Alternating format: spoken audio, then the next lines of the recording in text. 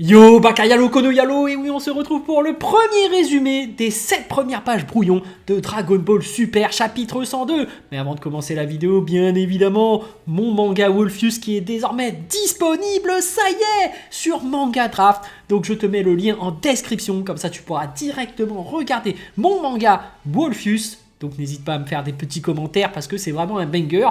Donc voilà, fais-toi plaisir, c'est légal et gratuit. Tu pourras regarder autant de fois que tu veux. C'est disponible, voilà, sur Manga Draft. Donc vous êtes là effectivement pour regarder le premier résumé des 7 premières pages brouillon de Dragon Ball Super chapitre 102.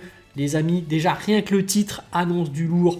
Goku vs Gohan. Ça y est, c'était annoncé. Bon, on était en live avec Saikyo Devin, Pooh Fighters, Rick Lee, Fumigen H. D'ailleurs, j'en profite également pour faire une instant auto-promo, plutôt instant promo pour notre ami Fumigen H. Donc Broken Horizon, évidemment, disponible directement sur Instagram. Il faut contacter Fumigen H, évidemment, ou vous allez sur sa chaîne YouTube, vous regardez à propos, là, vous avez toutes les descriptions. Mais voilà, j'avais annoncé lors de ce live qu'il y aura un Tenkaichi Budokai, et tout le monde m'avait dit mais non, il y aura directement un affrontement entre Goku et Gohan, un sparring.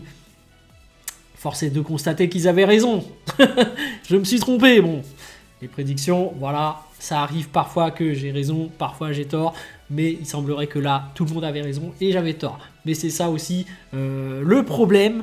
Du coup, le Tenkaichi Budokai est encore reporté et du coup, on se situera encore avant le dernier Tenkaichi Budokai de Dragon Ball Z.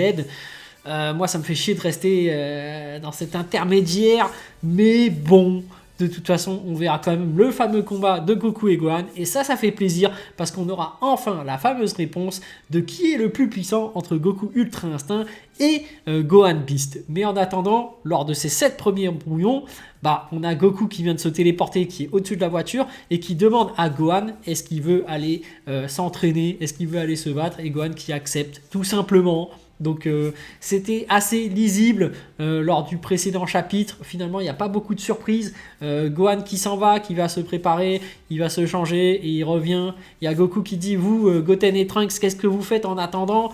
Allez, vous avez rien à faire plus ou moins. Je téléporte tout le monde. Ce qui est surprenant dans ce chapitre, justement, c'est qu'il téléporte aussi Carmine et numéro 15 dans la planète de Beerus. Donc, ils sont là-bas, ils seront là en tant que spectateurs. Mais peut-être que c'est justement après avoir vu cette scène qu'ils vont arrêter de poursuivre nos amis ou qu'ils vont avoir des plans pour faire quelque chose.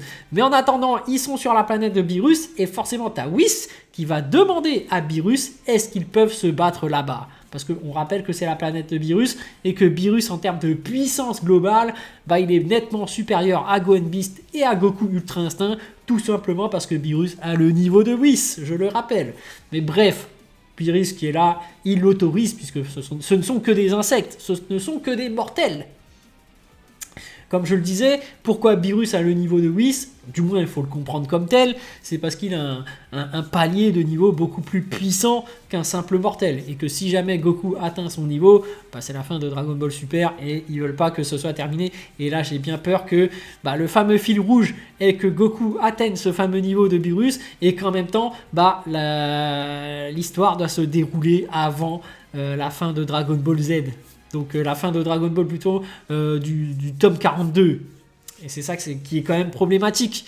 Parce que finalement, on sait très bien qu'il ne va rien se passer à la Terre et à nos amis parce que finalement, ils vont survivre.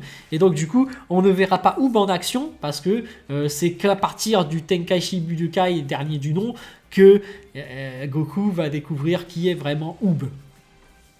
Mais en attendant, voilà, on a un début d'échauffement entre Goku et Gohan. Donc un combat qui s'annonce lourd, puisque justement le titre c'est Goku vs Gohan. Donc voilà, ça rappelle aussi l'animé de Dragon Ball Super. Il y a un Goku qui est en SSJ2 qui se tape contre un Ultimate Gohan. On voit que Goku finalement réussit à battre Gohan parce qu'il avait des transformations de réserve. Et là, il ne peut pas vraiment lui faire le même coup.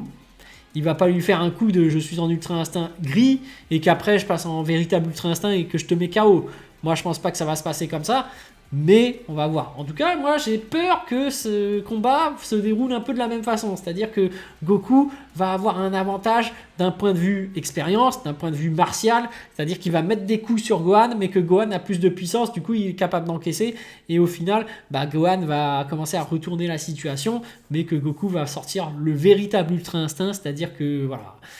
Moi je crains que ce soit le même scénario, voilà, mais j'espère que Gohan Beast va gagner, comme ça va faire un gros changement et qu'au final Goku sera le gros loser de l'histoire, c'est-à-dire qu'il aura perdu contre Vegeta, il perdra contre Gohan, et voilà. Bon, en attendant, dans les 7 premières pages brouillon, on a aussi un Gohan qui annonce à Goku que Piccolo, c'est lui qui l'a entraîné, et qu'en plus Piccolo a une nouvelle transformation, on le connaît, hein, Piccolo Orange, et que Goku, justement, il est heureux de l'apprendre, et qu'il a aussi également envie de s'entraîner, de faire un petit sparring avec Piccolo.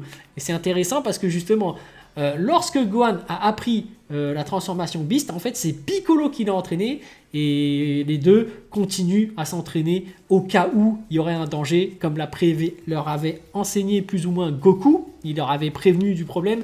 Donc on voit que Gohan a continué à s'entraîner régulièrement, et que désormais il maîtrise la transformation du Gohan Beast grâce à Piccolo. Donc là, il est capable de se transformer à l'infini.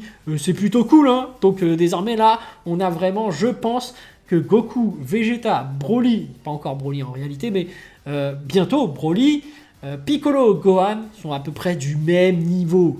Donc ça va être très intéressant de voir l'équipe qui pourra plus ou moins affronter des adversaires sur un palier d'égalité. Donc on pourra mettre en avant à la fois Vegeta, à la fois Piccolo, à la fois Gohan, pas que Goku.